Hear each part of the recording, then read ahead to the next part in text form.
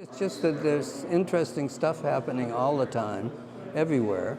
George Zimbel has been documenting this interesting stuff for over 70 years. Tonight, the Film House at the Performing Arts Center held a special screening of the documentary Zimbelism, about the life and work of George Zimbel. Let's talk about the film, Zimbelism.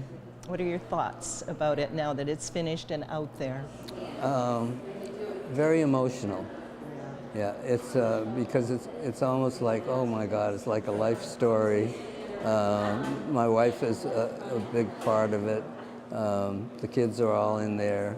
A lot of my work, and I think it's interesting to see the evolution of a life. If they say they're going to put me in jail because I'm taking somebody's pictures with no evil intent, then let them put me in jail.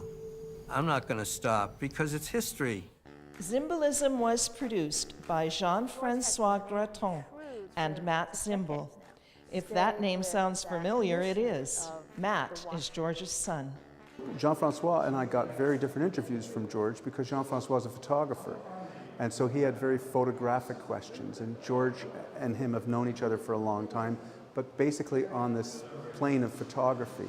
So that's really where the two of them connected. And it was a very different kind of experience. Well, your father has an amazing body of work. I think it might have been difficult to choose what to highlight. There's 260 photographs in the documentary. So that's a lot of territory to cover. Many of George's photographs depict life in another era.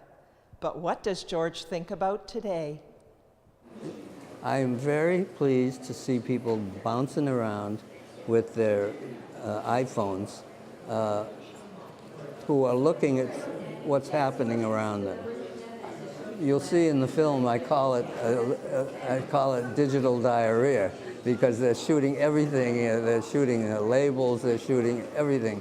But nevertheless, it makes me happy because they're getting pleasure from it.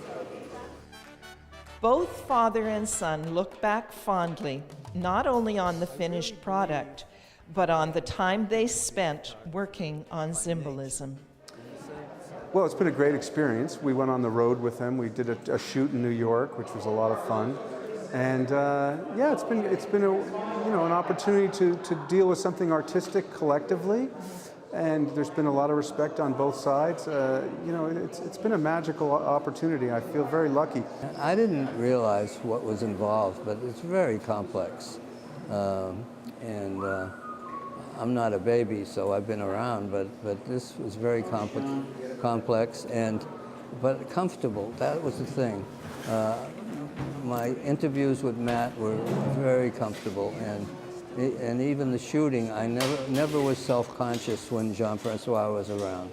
So that made it better. And I just hope people like it, and a lot of people have liked it. So Tonight is just another example of what's going on at the Film House. To find out future screenings, visit them online. At the Performing Arts Center in St. Catharines, I'm Brenda Schultz reporting for The Source.